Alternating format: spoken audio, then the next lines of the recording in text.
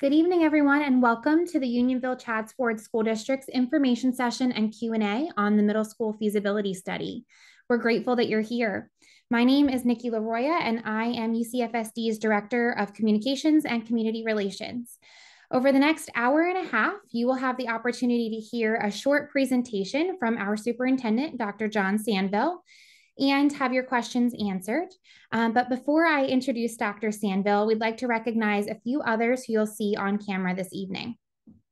First, from our school board is Dr. Rashi Aki, Captain Jeff Hellrung, and Dr. Steve Simonson. From our administration, we have Assistant Superintendent Dr. Tim Hoffman, Director of Finance, Mr. Joe Dady, Director of Facilities, Mr. James Weitzel, Director of Technology, Mr. Justin Webb, Charles F. Patton Middle School Principal, Dr. Steve Dissinger, and Assistant Principals, Mr. James Smith and Ms. Caitlin Ward. And from our communications team, Ms. Mara Bellew. And finally, last but certainly not least, is our representative from Murata, Maine, Principal Architect Connie King. Thank you for joining us, everyone. Without further ado, Dr. Sandville, I'm going to turn it over to you for the presentation portion of tonight's event. Thank you, Mrs. LaRoya, and welcome everyone. I'm just so glad that you could make it this evening. I know that there are some advantages to Zoom and some disadvantages. I'd like to see people in person, but it's also a lot more convenient. So let me talk about why we're here this evening and what our goals are, and we'll go through a little bit of background here. So. We're talking about a middle school feasibility study. The board approved in June a feasibility study with Murata, Maine architects to do a feasibility study to see what the possibility of a new middle school would look like. I think that probably the thing that is the three words that I want you to reflect on as we go through here is eventually there's going to be a decision by the board to either maintain, renovate, or replace the current middle school.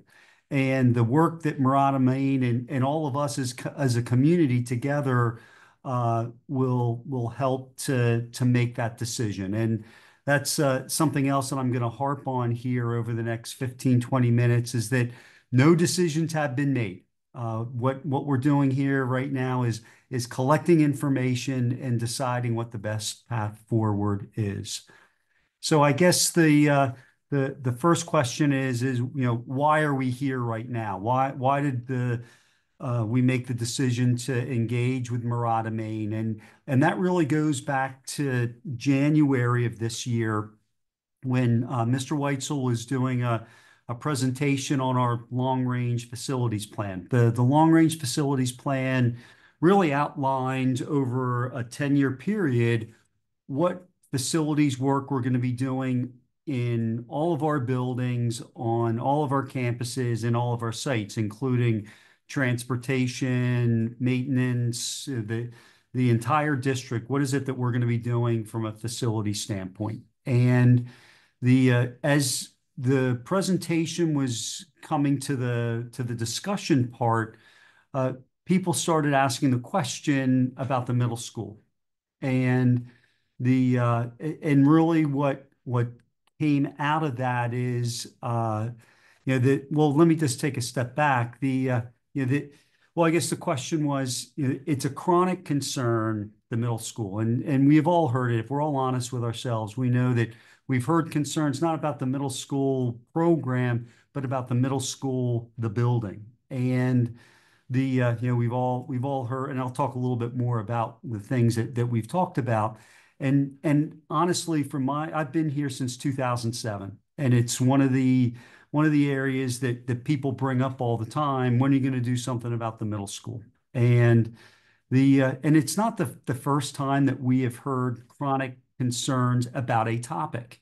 I can, just off the top of my head, we could talk about school start time. We can talk about full day kindergarten. We can talk about the high school mascot, our code of student conduct, the school safety in general, and student wellness. These are all things that over the years have been what I call chronic concerns. And the bottom line is that we are really good at addressing uh, chronic community concerns. And we have a process that we go through. It's an iterative one where before we make any decisions, we collect all the information that we can. We listen to our community, we engage our community, and we are really just in the very beginning stages of that process. And it is if you can go to the next slide. So what follows is a presentation that talks about the current state of the building, what our action planning is as we move forward. As I said before, in February, the board is going to, and there's a timeline that we'll look at in a little more in depth later. But in February, the board is going to vote to either maintain, renovate, or replace the current middle school. And the other part to this is we go through this process, no decisions have been made. So this presentation and all the work that we're going to be doing up until February is not designed to try to make you to think a certain way or to lead you to a certain decision, but just to give you all the facts. What is the current state of affairs? How did we end up here? And what is it that we're looking to do moving forward? What makes the most sense for our community? And so I love this slide. So this is a picture of the rendering probably from around 1970 or thereabouts. The middle school opened in 72, so this was probably a rendering from 1969, 1970 of the original middle school. And as you look at that, if you see the sort of the corners of the building, that's where the stairwells are.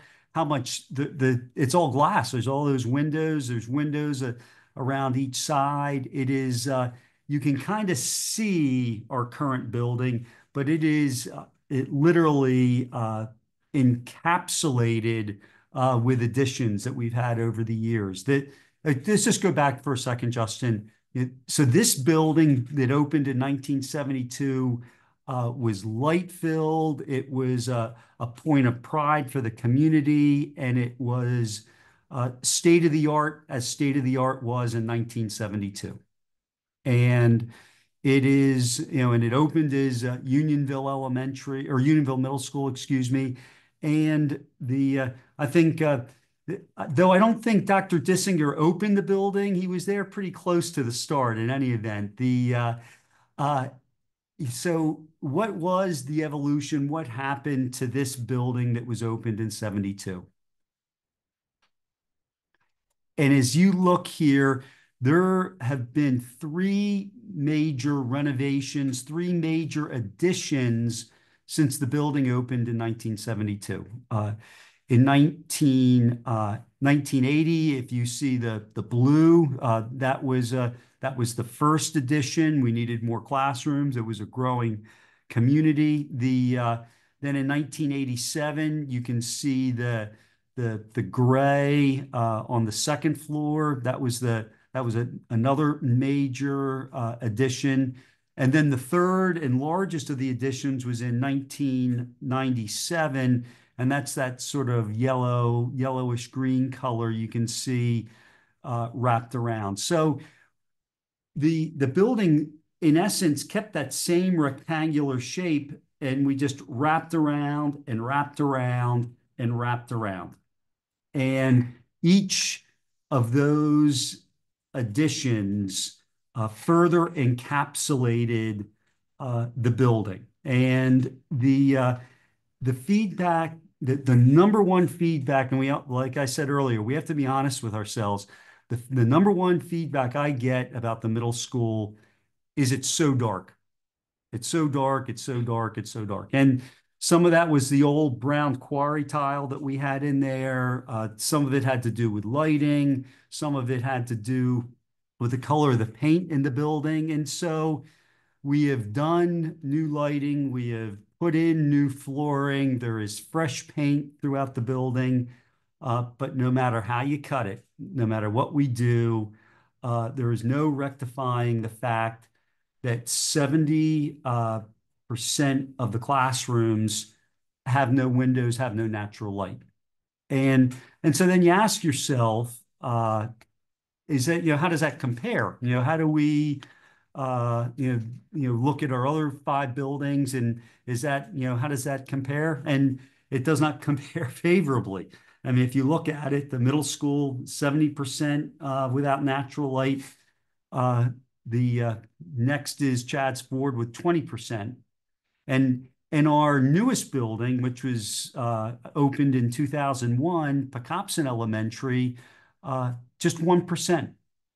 And I think that tells you something about the design of buildings in the 21st century is a little bit different than uh, the design of schools in the 20th century, and the need for light and what we know about that. And I'll talk a little bit more about the importance of natural light in school buildings later. So the as you go further into the current state of affairs at the middle school, if you look at our what is called the current replacement value, in part this is something that we get out of our insurance company and what they value the middle school to be. It's based on square footage. The middle school is 160,000 square feet. You do a calculation with the current cost to square footage. So the current replacement value, 61.5 million. We also look at, we have a long range facilities plan, but we also did a deeper dive into what it would take over the next 30 years to maintain the middle school. So we're really focusing here on the maintain the middle school over time.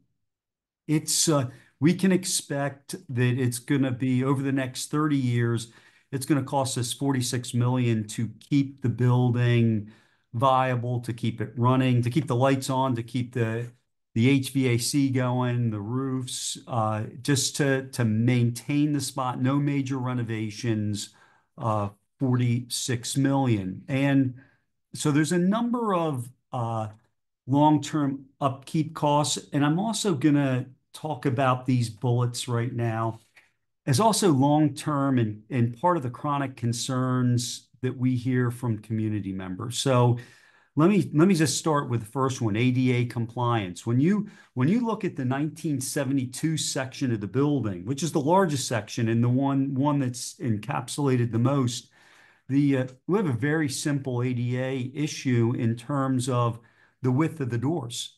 The clearance to allow for free access for somebody in a wheelchair is just not there. And it's something that we're going to have to address long term as soon as we start delving into any type of additional maintenance and renovation. That's something that has to be fixed.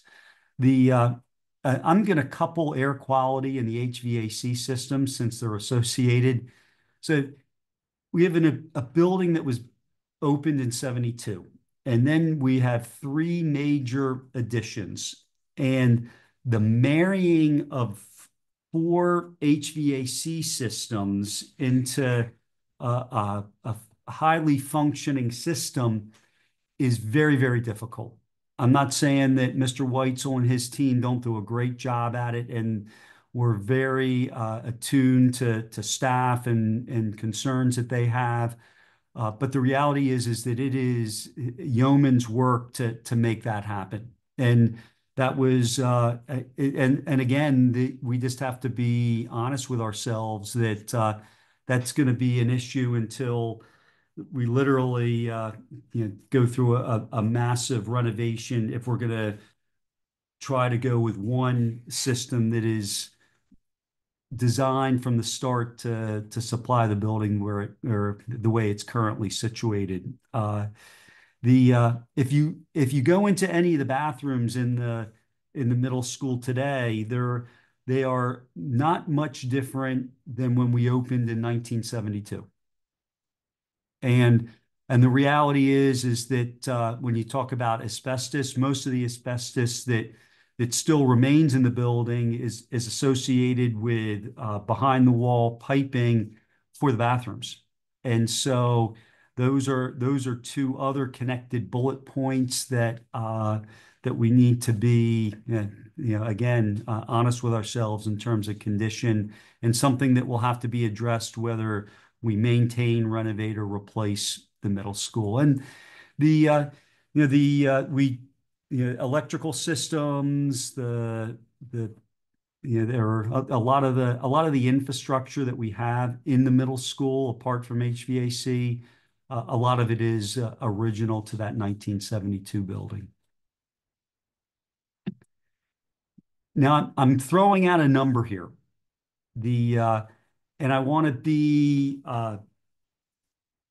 forthright with you that this is a 30,000 foot view estimate of what it would cost to replace the middle school. 100 million. That is a total cost estimate. It takes into account our current student population and projected student population, takes into account the current middle school is 160,000 square feet, takes into account some escalator of square footage for cost per square foot to build buildings, to build new schools. And it also takes into account other costs associated, site costs, and so you come up with a round number of 100 million. This is, quite frankly, no decisions have been made, but this is going to be an answer that will get a better, more detailed number from Murata, Maine, when they're done their feasibility study. But if the question came up, it was one of the questions that was asked during, when people registered for the event, and so we're going to give you a number, and right now, best estimate from us at this point is 100 million. So over the next 5 years, no matter what we do, whether we replace the building, whether we renovate the building, whether we decide to just maintain the building, over the next 5 years, to keep the building healthy, to keep the lights on, to keep everybody safe who goes to that building, students, staff, visitors, to keep that building going over the next 5 years, it's going to be 1.6 million. There's no avoiding that cost. And if we just go back one for a second, Justin, there we go, 1.6. And I'll just give you an example. We just redid the fire alarm system. We did that this summer. We're not going to put off important work that has to be done to keep everybody safe just because we might renovate or replace the building. You can't do that. So we can count on, we're going to have at least a 1.6 million investment in the middle school over the next 5 years. And some of those there's some short-term upkeep costs. I talked about the bathrooms. There's the elevators we have to continue to inspect and make sure that they are safe. The fire alarms we did this summer. We had a roof repair this summer as opposed to a roof replacement. So we're going to be addressing these things as they come up, because you can't while we decide whether we're going to maintain, renovate, or replace, you can't let the building crumble while we still have literally over 1,000 people in that building every day. You got to keep it up. You got to keep it up. So this is this is a question that came up when people registered, and it was about cost. And can we afford to build a new middle school? And the quick answer is yes. But there's more to that, and so let me dig into that a bit. So the key really for us is the debt service. So can we borrow $100 million to build a new middle school. And what would the debt service be to borrow $100 million? And as you look at, these are our current debt service uh, from 2016, 19, 22, and 24. And then they're shaded in different colors. And the bottom line to this is that we are in an unbelievably favorable debt position. The and the linchpin to all this right now is the 2016, which is in the royal blue on the screen and the bars, and that is originally was the high school project, which goes back to 2008 when we did this borrowing, and the and was refinanced in 2016. This borrowing, and I'll just use sort of simple layman terms here, this borrowing can be refinanced in 2016. And what that means is in 2016, we can, if you look, that portion of our debt service is about $7.5 million. And so we can refinance that, we can spread it out over time, and then give us space to uh, build a new middle school without impacting our need to tax over and above what our current debt structure is. So it's an unbelievably favorable, unique position to be in, and and so that is that's a, and we may dig into this. I suspect we'll get some follow-up questions from folks, and Mr. Dady, our Director of Finance, is here, and we'll dig into that for folks a little bit further. It means that we're going to be able to do this under the Act 1 index. It means we do not need to go to a referendum. It means we don't have to do a special assessment on any homeowners. In the that is that's really where we are at right now. And I'm getting a correction. We can refinance that. Yeah, that we can refinance the 2016 debt service in 2026. Well, I'll just turn to Joe. Is that correct? Yes, December of 2026. So in other words, we don't have to wait to 2031, 32, 33 when we see that debt drop off naturally. We can refinance in 2026. So what's the recommendation right now? So we're going to begin this conversation. I said we're good at this. We have done this before on other issues that are of importance to our community, and it's we're going to determine whether we should maintain, renovate, or replace the middle school.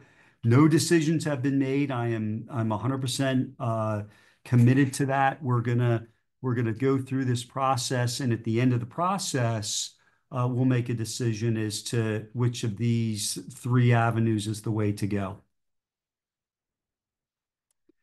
As I said before, current middle school is a source of chronic concern.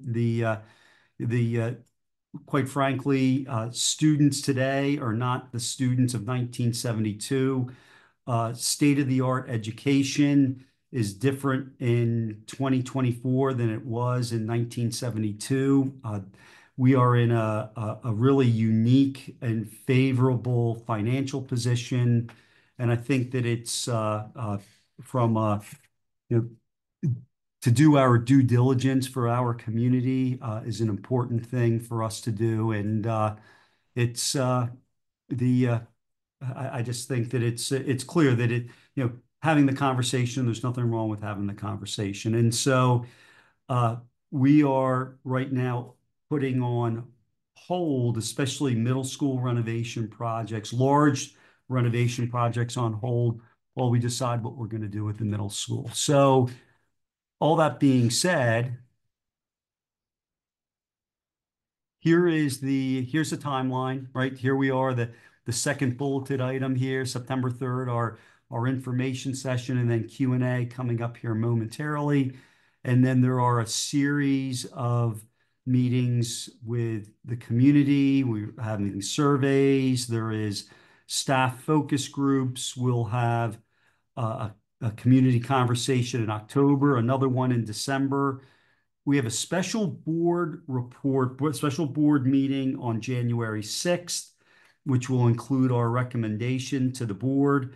And then in February of 2025, the board will vote to maintain, renovate, or replace the middle school. And then, quite frankly, even with that vote, that's not even close to the final vote, because that would be the first bite of the apple. If the vote is to continue to investigate replacement, then you have an RFP, a request for proposal, for architectural firms to do design work. Then you'd have to approve one of the proposals, and there are a couple others voting items that go down the pike. So if we vote to maintain in February, then that's a pretty clear indication of what our direction is. Renovate or replace are a couple other bites of the apple in terms of deciding to continue down those roads. So that being out there for the community, I know that I'll let Mrs. LaRoya kind of organize our Q&A here. We have some front-loaded questions that people submitted already, and then if you want to grab it from here, Nikki, to let people know how they can submit questions now. Absolutely. Thank you, John. So as you know, more than 175 members of our community registered for tonight's session, and collectively you all had quite a few really great questions to answer. So our job tonight is to get through as many of them as we possibly can. And you can ask more questions if you find that yours aren't answered. So we do want to remind you that you can use the Q&A function at the bottom of your screen to submit more questions. And while our time is limited tonight, we are committed to answering all of them. So if we don't get to your question this evening, we'll be updating our website with a full Q&A that you and other members of our community can reference throughout time. So with all that being said, John, our first question is, if we choose to renovate or replace the middle school, how much would it cost? So the renovate, I'm going to defer on that one. So the 100 million number is the one that I shared with you earlier. The renovate it, and that number, quite frankly, if you look at putting the middle school right next to the current middle school, if no decisions have been made, but if we decide to replace the current middle school and you put it right, and there is some value to putting it right next to where the middle school is now. If you think about that space towards the access road, there's a couple softball fields there, kind of backs up to the woods there. If you do that, there are some value in that as you look at it from, there's already sewage lines, there's already water lines, there's already electrical, there's already internet, right? All these things that from an infrastructure standpoint that we think about. If you go, now we have other pieces of property. If you go out towards the circle, you've got that open bit of land there. But now you're talking about the costs associated with sewage and these other things that may change that number. The other thing that I'll jump on, and I'll just sort of bop around because I saw it was just submitted, is what would be let's say we do decide to replace the middle school.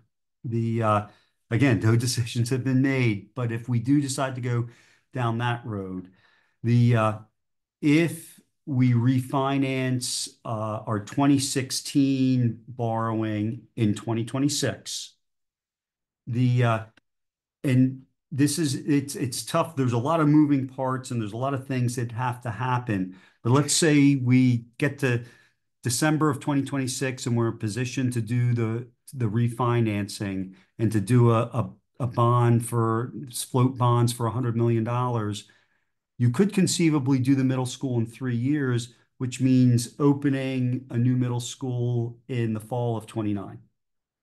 Now that you're talking about construction, you're talking about borrowing, you're talking about a number of board votes along the way, and there's all kinds of opportunity for it to take longer than that. However, that that is that is a date, I think, the fall of 29, which is possible. Thank you. This is a second question related to cost that I think you've touched on already, but I think is worth repeating for the group. If we choose to renovate or replace the middle school, could we afford the cost without a tax increase? Well, well, I'm not going to commit to no tax increases, right? Again, I'm going to be honest with you. What's the old line? The two things that you can count on in life are death and taxes, right? And I don't mean to be flip. Because I know that Chad's Ford got, if there's folks from Chad's Ford, and you got hit pretty hard because of the two county system this year, and so I'm understanding of that. But we will be able to, because of the way I explained the debt service, we'll be able to finance this in a way that we do not have to do additional taxing, to go to referendum. And here is, and let's just talk about historical for us here for just a moment. So this is my 14th year as superintendent. So we have 14 budgets that I've put together that the board has approved. So over that time, the average tax increase over 14 years is under 2.4%, which is less than the inflation rate.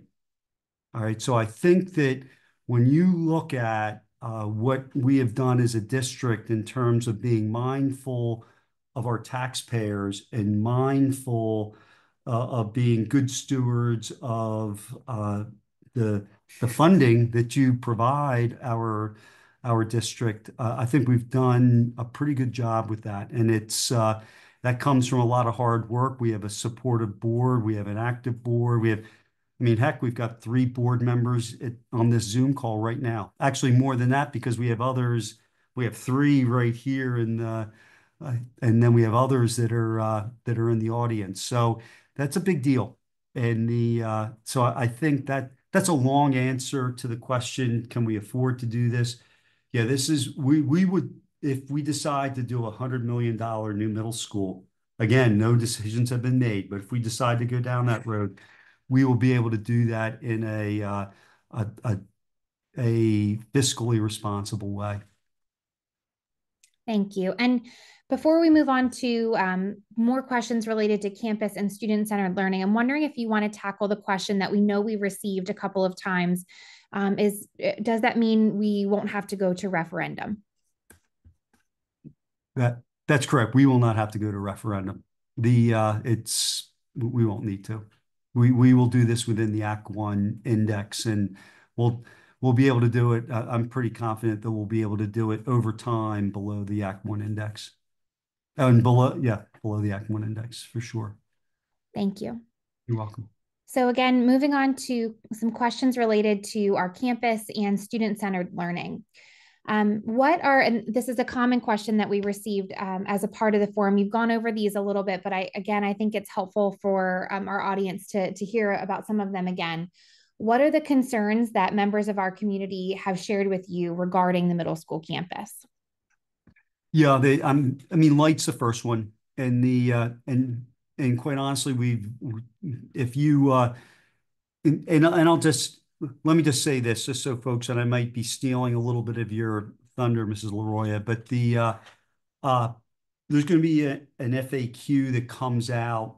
It'll probably be by tomorrow afternoon. We'll get the FAQ, and the FAQ is going to take all the questions that are asked this evening, plus all the questions that were submitted during the registration process, and we'll put them out for the whole community. And one of the things that came up was this question, but it wrapped around light. I said, I hear all the time, middle school's dark. Not just dark as in, it was, that quarry tile that we used to have and all that. But literally there's no natural light.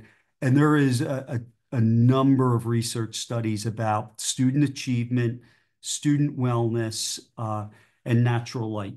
There's also a lot of studies out there that are not necessarily school related about the importance of the physical space in which you go to every day.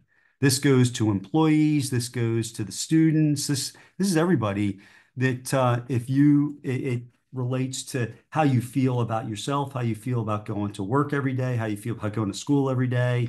If it's that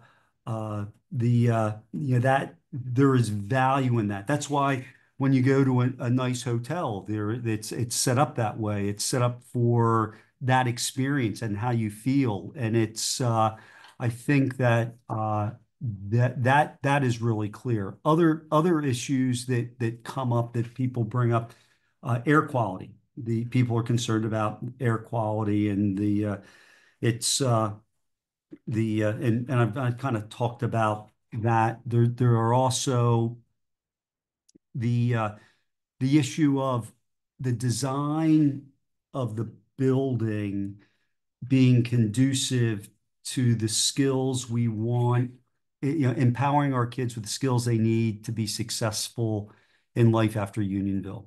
And so there is a premium right now in terms of how you provide kids opportunities to problem solve, how you provide kids opportunities to work in groups. This is the way the world works, right? How do you, consultation with consultation may not be the right word, but you get what I mean, to work together with others to solve a problem. And so this is an interesting number here for for a moment. So 38% well, I'll do it the other way. 62% of the middle school has not been renovated in any way, shape, or form. 62%. And of that 62%, it's almost all the classrooms. So the classrooms are set up for a 1972 student. The life is different.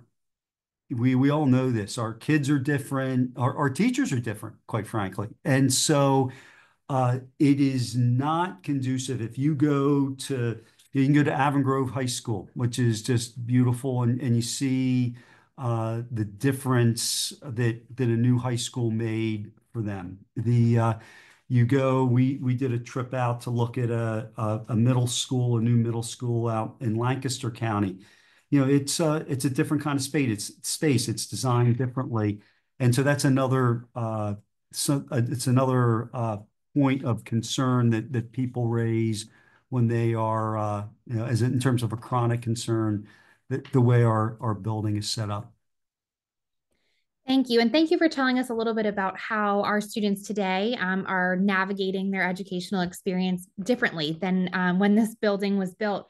One of the questions that we received from our community was, what changes does this then necessitate in their educational experience? What would that look like? So can you tell us a little bit more about how a space might change from the 70s to today to accommodate the 21st century learner? Sure. I mean, you can. I mean, the internet wasn't a thing, right? Just from a technological perspective, life is different. We know that the way students obtain information is different today. There are and I'm gonna pass off to Dr. Hoffman here, that because we talked a little bit about this. I want to give you some time in the sun here. Thank you, Dr. Sandville, and good evening, everyone. A couple of the pieces around, the space and the space being adaptable to learners of today. One is the flexibility and adaptability of spaces. If you look at corporate America and other places, there's a lot of emphasis on creativity and having personalized spaces or group spaces where you can collaborate.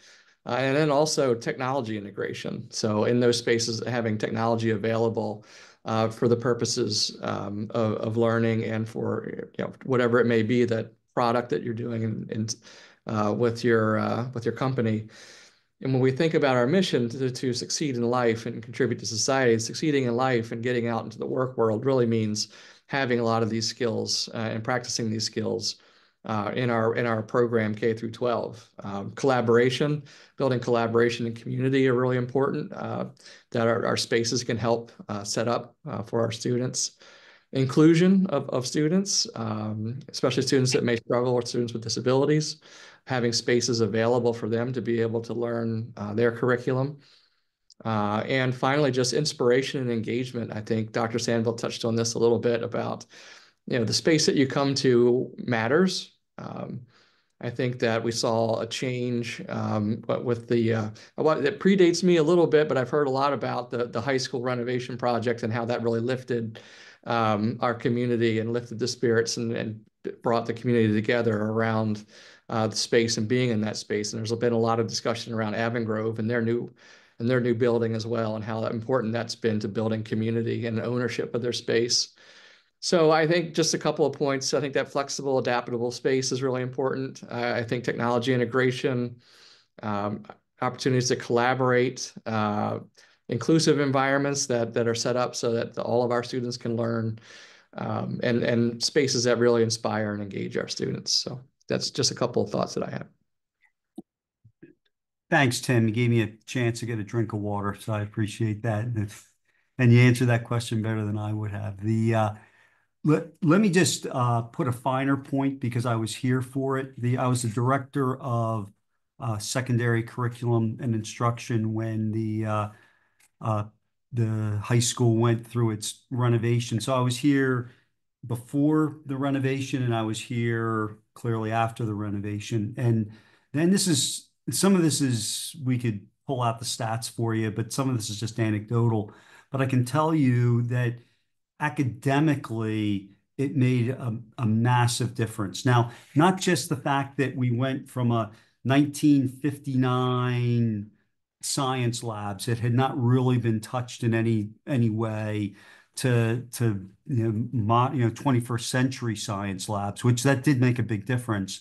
But it wasn't just that. It was to Dr. Hoffman's point, you come in, the way our kids saw themselves, I think the way our staff saw themselves, and maybe perhaps just how the community viewed our program. Maybe Mr. Hellrong remembers this. In 2007, the high school was on the warning list for underperforming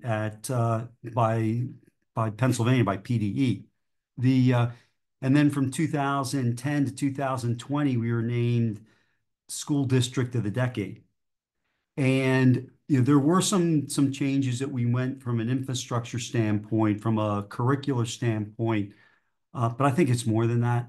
I think that renovation of the high school changed the way that we saw ourselves as an academic institution and made a significantly positive difference for our kids. Thank you both. And Dr. Sandville, to kind of flip this question on its head, because a member of our community did ask, does anything suggest that the concerns shared by our community, in particular the lack of natural light, may have a negative impact on student success? Is there any research that you can point to that demonstrates that?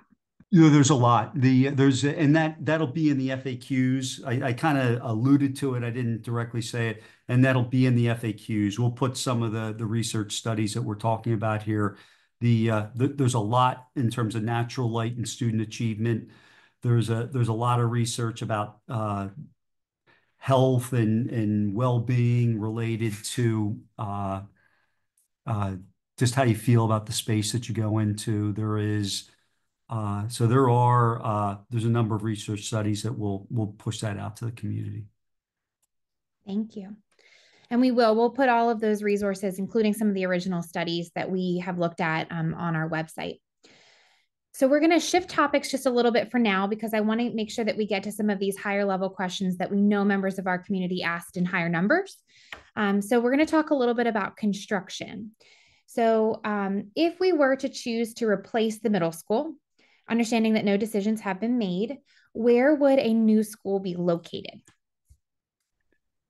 Well, the first location that we're really considering is right next to the middle school. We're hopeful that that space, not right, as I said before, there's a baseball field there towards where the access road is, up against where the wood line is in that direction.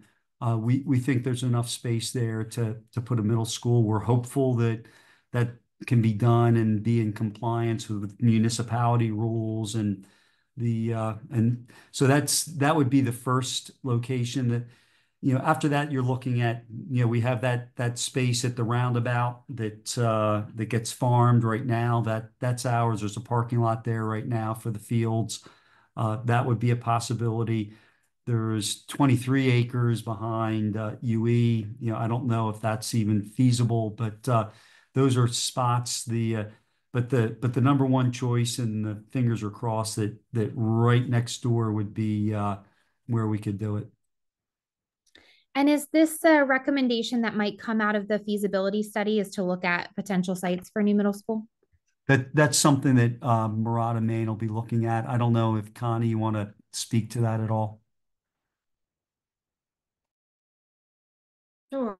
We'll be working with the site civil engineer, who's very familiar with the campus, ELA Associates or ELA Group, just to look at all possibilities, and what the implications are with each of those possibilities to the other buildings on campus and, the circulation, vehicular and pedestrian.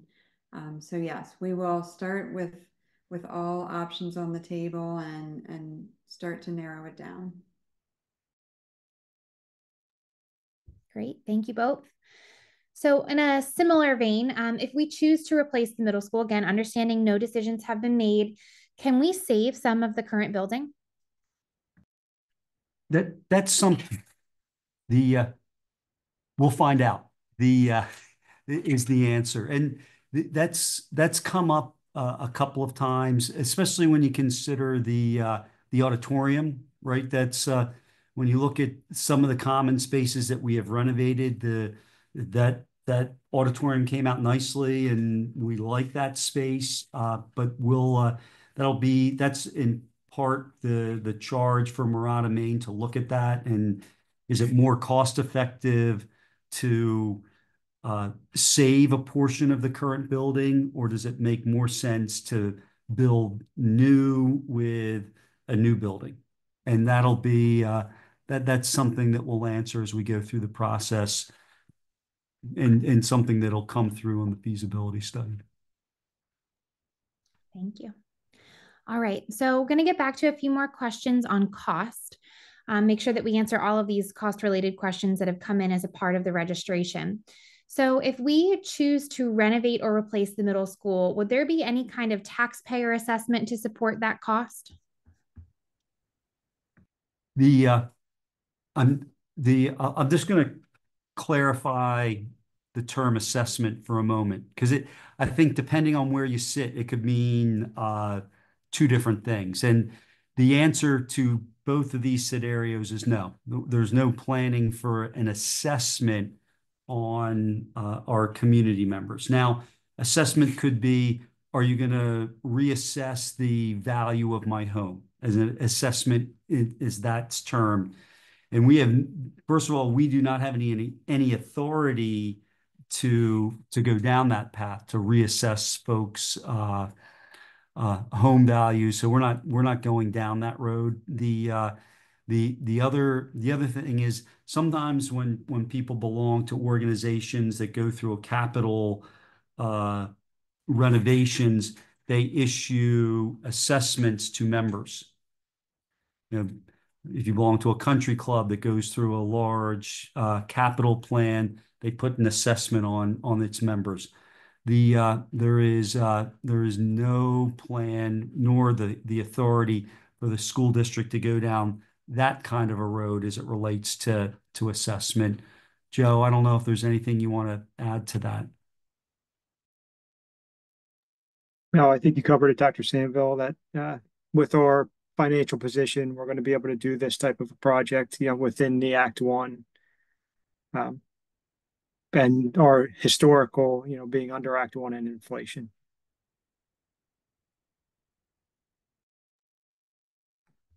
Thank you. So, Dr. Sandville, you were around for the Unionville High School renovation project, and I'm hoping you can talk to us a little bit about what we learned from that process that's influencing the process for the middle school project. Sure. I think that, and I'll talk about it. Well, first of all, we learned through that process the importance of engaging the community early on, and engaging the community before we make any decisions. And so that, that line that it keeps getting repeated here, no decisions have been made, and we kind of chuckle about it, but we're going to be true to that. The no decisions have been made. I'm not trying to lead, as I said earlier, I'm not trying to lead you into, I want you to think this way. I want you to lead you towards doing A, B, or C.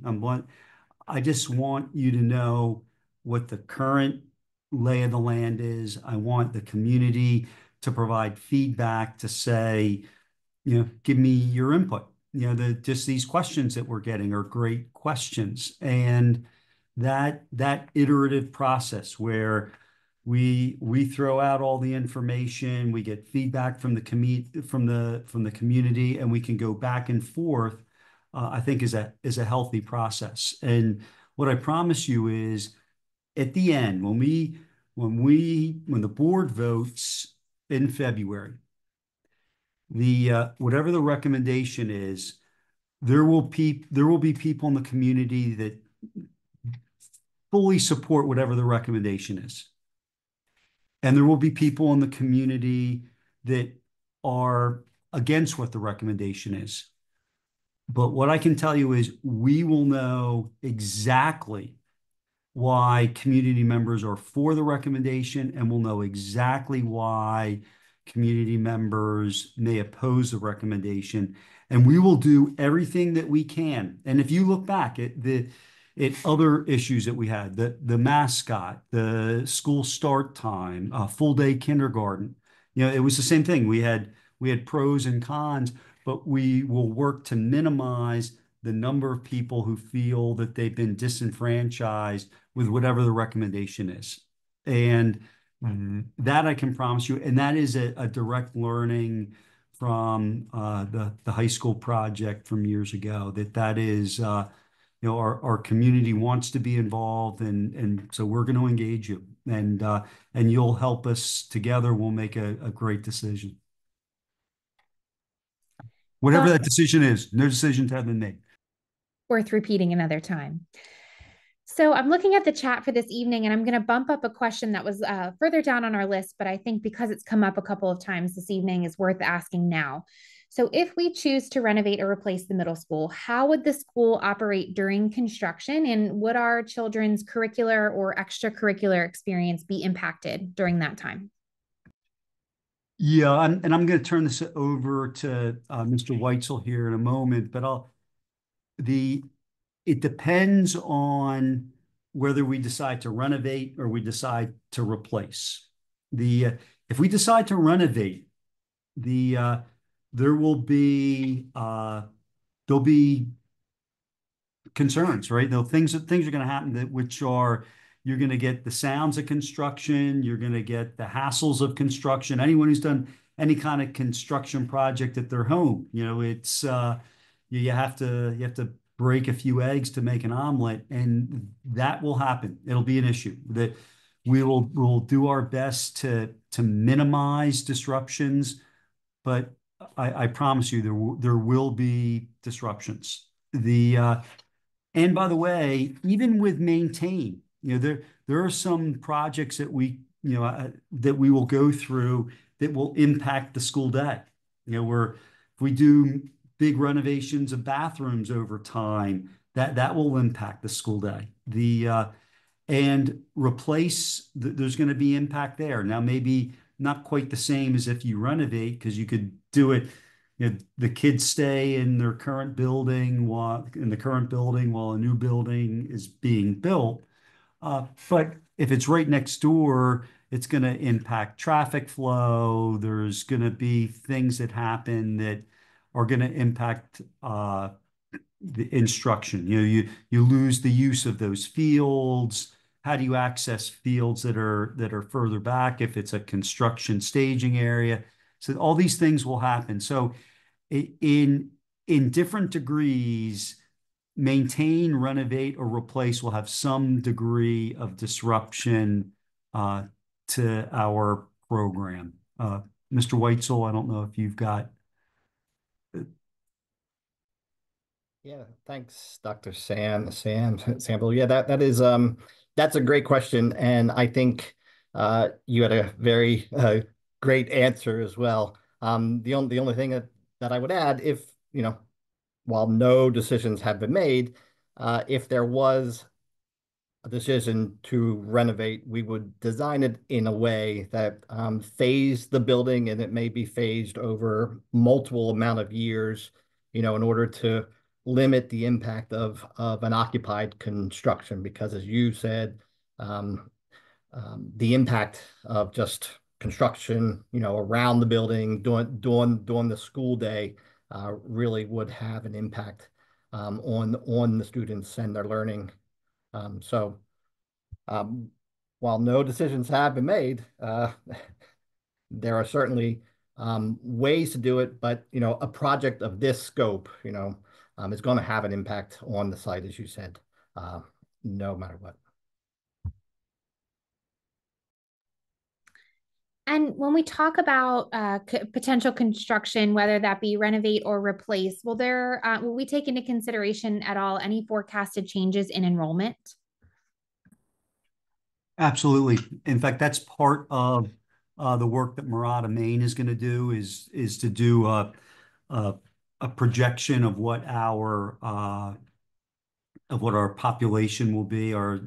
And quite honestly, that's something that Mr. Dady does every year as part of our budget process, does population student enrollment projections.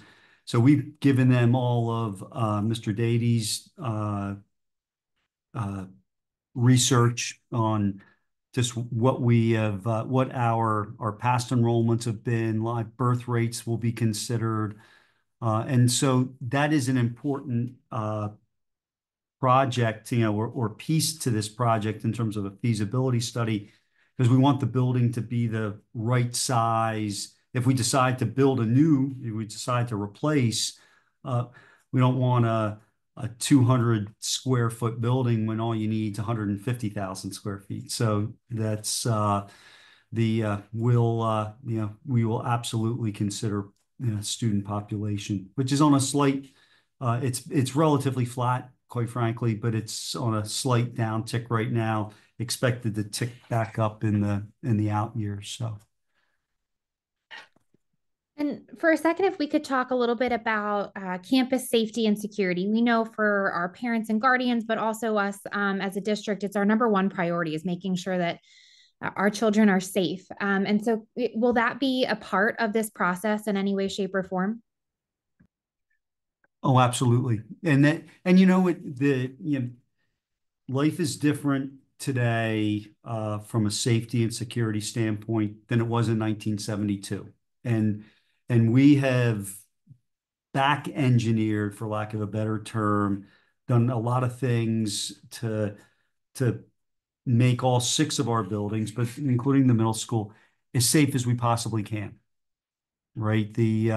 And that includes the vulnerability assessments that the state police has done, and then has led to a number of renovations over the years. Some noticeable, some are not so noticeable, and that's all done on purpose. But one of the opportunities when you design a school from the beginning like this, if we were to replace, is the fact that you can take into account what the world is like in in 2024, which is very different than it was in 1972.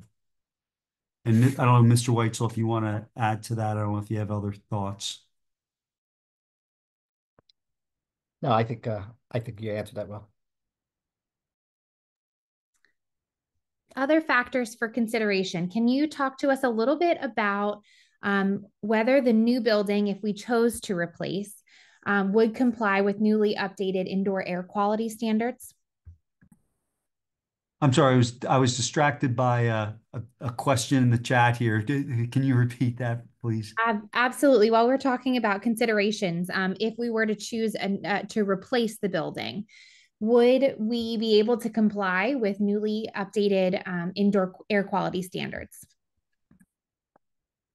Yeah, we would, and that's one of the benefits of going through a project that's from start to finish, as opposed to retrofitting the middle school as it stands right now with had four different sort of additions, as it were, and renovations, and how do you make that work?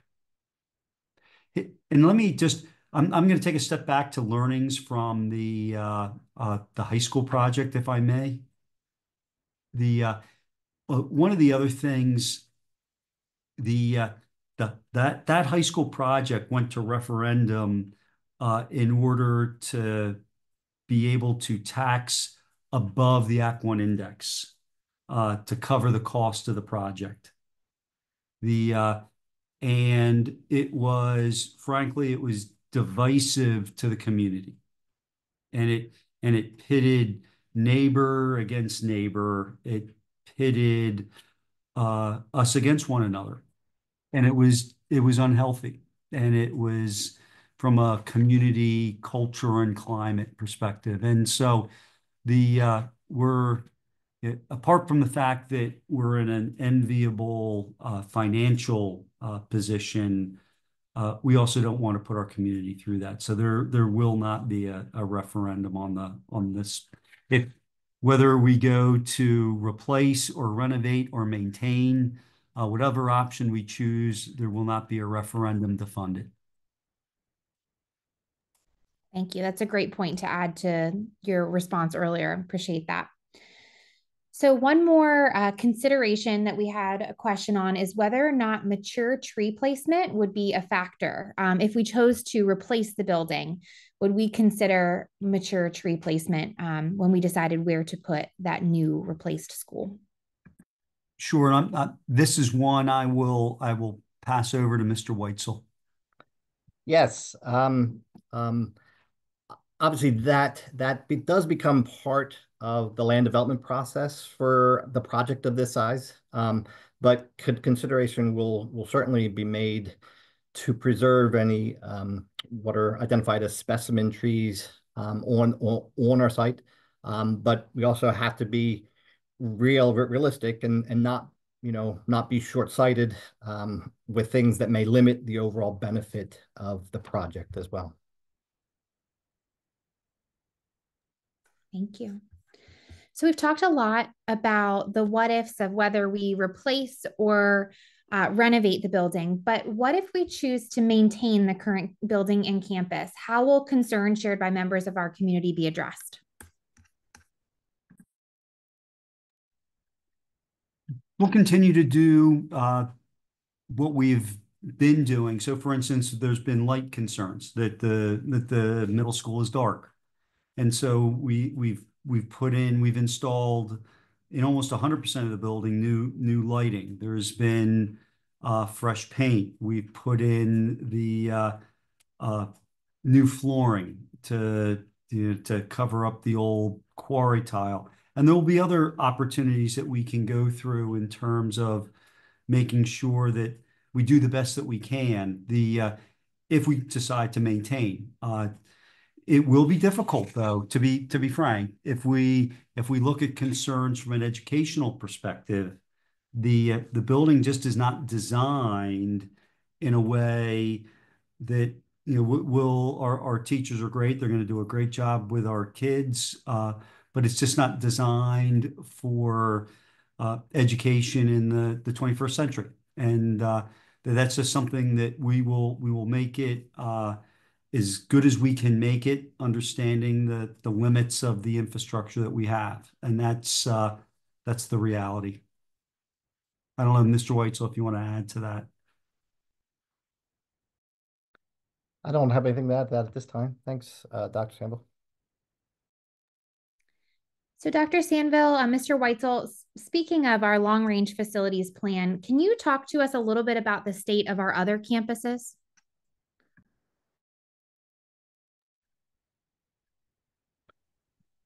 Sure. Yeah. When we look at our other buildings, they've all been constructed or have undergone significant renovations over the past 20 to 25 years. And the same certainly cannot be said about the current middle school, as there are components in the middle school, as Dr. Sandville alluded to, that are still over 50 years old and original to the original construction in the early 70s. But regardless of whatever is decided, we still have the long range facilities plan that addresses the ongoing and the routine maintenance and replacement needs of our other buildings, as well. So feel like we're in a pretty good position with how we've maintained and how we've done significant renovations to those other buildings. Yeah, and that I will give the board, because we have a number of board members both on screen and also in the audience. I give the board a lot of credit because there has been an investment. The long range facilities plan was first developed, must have been maybe 2014 or thereabouts, and we started to, how do we invest in our buildings in a systematic way, to keep them up, right, and to maintain them and preemptive renovations when HVAC and roof and other critical features meet end of life, and we're really a great spot there. The other thing that is different for us compared to districts around us, and I think that if you look at Mr. Dady's enrollment projections in the future, as I said earlier, it looks flat or slightly downturned and then kind of kicking back up. So you're going to have that.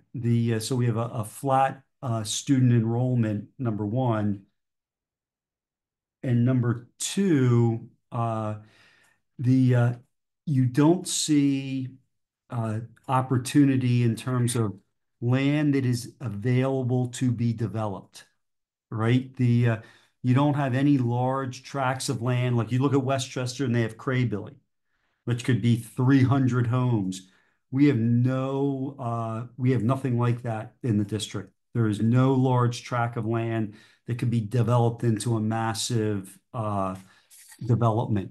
And so a flat student enrollment with no real opportunity for a massive housing development means that we're not looking at having to add on an addition or building a new school. And so that is part of the reason that with confidence I can say to folks, we are not going to need to tax above the Act 1 index because of our financial situation, but also our projected student enrollment. And we're just going to look, M&M will look at it to make sure that our projections are the same. And if they're different, then we'll dig into that and see if maybe our projections need to be adjusted. Thank you. So I'm looking at the time. We have about 15 minutes left in our session for this evening, and we've reached the end or close to the end of the questions that were submitted to us in advance. So Dr. Sandville, I have a few more questions that were submitted as a part of the chat this evening or leading up to our event this evening that we want to make sure that we get to because we have time. So can you tell us a little bit, you hinted to this earlier, but if you could kind of explain what makes this the perfect time, the right time for us to consider this project right now? Yeah, a number of things. The condition of our other five buildings, the fact as I just talked about, we're not seeing massive enrollment, so we're not worried about having to build a new school or a massive addition on one of our existing schools. Our debt service is in a spot that is really healthy, and the fact that I think that it you when chronic concerns come to us, and over the years we have had chronic concerns, I've talked about this before. Full day kindergarten was one. The Unionville High School mascot was one. The school start time was one. There's others, right? The I think as a school district, we need to listen to our community when you have a chronic concern. And so I think this is the perfect time to investigate whether we're going to maintain, renovate, or replace the current middle school. I'm not saying we have to do, I'm not saying we have to maintain it, or that we have to renovate it, or that we have to replace it. But right now is the perfect time to decide once and for all what we're going to do with it, and then move on from there and spend our energies on something else. We've partnered with Murata, Maine to conduct the feasibility study. So can you share a little bit with us about how Murata, Maine was selected to do that feasibility study, and if we'll continue to work with Murata, Maine or other architecture firms throughout the process? Sure. We've worked with Murata, Maine on a number of projects over the years, but most importantly, Murata, Maine and Connie or James, if you kind of jump in to help me out. I think Murata, Maine did back in 2014-15 when we first developed the long-range facilities plan. They were the ones that came in and did an analysis of all functions of the building, the infrastructure, the whole bones of the building, in essence, to help us make our plans in terms of what we were going to do from any potential renovation processes or any potential renovations, which was then I think you were the architects, M&M was the architects for the auditorium and the cafeteria and maybe the main office as well. So there's been an ongoing relationship there, and so given that background, it made sense to work with Murata, Maine, because they know that building better than any other architectural firm out there. Thank you. Moving on next, and again, you've talked a little bit about this, but for clarity's sake, what happens to the current middle school if we do choose to replace? We'd tear it down. Unless we find that keeping the gym and the auditorium makes sense and we can repurpose that in a financially and prudent way. And so then you start thinking about, you've moved the middle school, and what are we doing from a campus plan, the transportation and the traffic flow of the high school, middle school campus. So that gets into play here. If we if we decide to go the replace route, what happens then with the entire campus? Because we almost did a campus renovate, in the past school year, but that bid came in at $6 million when we had budgeted $2 million, or roughly there, and it just was not fiscally or prudent to do that at this time. So I think that all gets integrated into if we go the replace route. Thank you.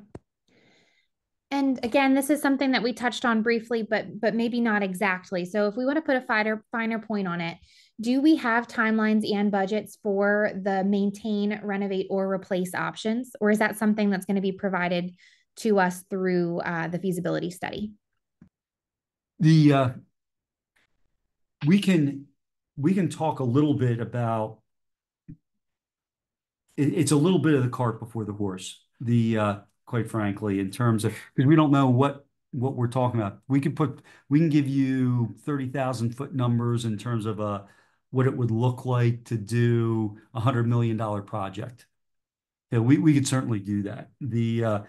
And when we get to the recommendation phase of this, that would certainly be, when we talk about probably the community conversation, maybe in December, but certainly when we talk about the presentation January 6th, there will be a more detailed financial view as to what it's going to look like moving forward. Absolutely. But we're just not there yet, because if we decide to maintain, then it's tough to kind of do that kind of analysis at this point. I don't know, does that answer the question? It does. It absolutely does. So that's something that we would look at later on in the process.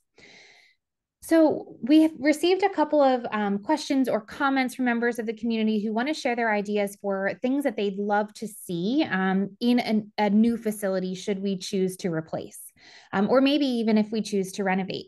And I'm curious if you can tell us whether there will be opportunities for members of our community to share those ideas with us as a part of the process. There will. We will get to that point. And in fact, the focus groups that we're going to be having with staff members, we're going to hear from them. But then we have two different community conversations there's also a survey opportunity. Yeah, because people want to, I've already had a request for a pool. So that's I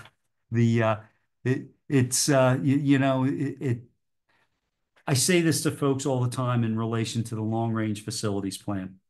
And just because somebody says it doesn't mean we're going to do it, okay? But if you don't say it and nobody says pool or nobody says an auditorium of 1,000 seats, I'm just making stuff up here, whatever it is, I promise you it won't happen. So it makes perfect sense that folks that want to go down the replace route, it does make sense to provide input, and you'll have that opportunity as to what you would like to see in the new middle school. And if we were to go the replace route. Thank you. And we'll talk a little bit about some upcoming dates before we leave today so that you all can mark your calendars. So related to air quality, can you clarify the current air quality condition inside the schools? One of our guests said that they heard the earlier comment of asbestos being known in the walls. Is there potential to impact current student health? I'm gonna let Mr. Whitesell take the air quality issue, and then we can go from there. Yeah, thanks. There is no concern. We have a asbestos management plan in place for the building. We do routine inspections to make sure that everything is intact and is not disturbed. The majority of that asbestos containing materials is behind a wall or in a wall, so it's not something that can easily be disturbed. As far as that goes, there is no air quality concern for that. Dr. Sanville, anything you'd like to add before I move on?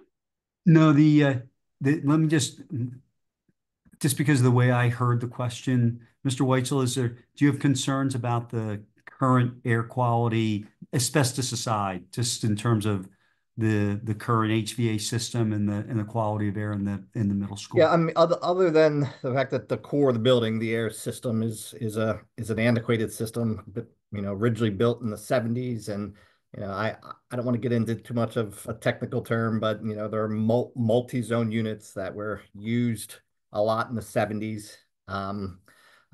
They're not very efficient. They do use a mass return, so you're getting all of the air from all the rooms going back to the one unit and then coming back. So nobody's building, multi-zone unit systems today. But ours is in 2016, we installed new multi-zone units. We have a service contract with them to keep them up and running. As well as our in-house staff that does a great job with maintaining the units as well. So I don't have any air quality concerns. Let's say I'm a teacher in the building, and I come into my classroom on a Tuesday morning, after a long weekend, and I have concerns about the quality of the air. Do I have recourse? Is there anything I can do about that? Yes. We have a program in place. We have a an IAQ complaint form that the teacher would fill out, and that would go through a process which we use to check on things. It's probably a 20 item checklist to make sure that we're addressing any indoor air quality concerns. A quick follow-up question on the air quality question, because we're already talking about it. So if we were to renovate, how would students stay safe from asbestos, given the walls would likely be disturbed?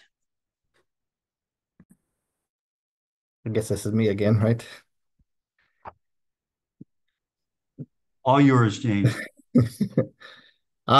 So if we had to do an occupied construction and we were going to renovate and tear down walls, there are very strict air management processes that we have to follow, including air monitoring, air testing throughout that process. In all likelihood, we would phase the project so that those things were happening when kids weren't in school, so that we could address those things in an empty building. And then the air clearances, all the work would have to be done under a negative air system, post testing to make sure that everything was contained throughout the process. And those are regulated requirements that we'd have to follow. Thank you, Mr. Weitzel. So looking at the time, we have about 3 minutes left, and I want to leave Dr. Sandville with one really important question, which is, will our community be notified of next steps? Absolutely. And it's part of it will be the timeline that Mrs. Leroy is about to share with you, but also there will be an update at every board work session. I'll give everybody an update, and there's also a website that is dedicated to this project. We're going to be pushing out information. The video of this event will be on there, FAQs, all the information that we get from focus groups, from our meetings with different groups will all be pushed out for everyone to see. Not identifying individual people, but at least everybody knows how folks feel.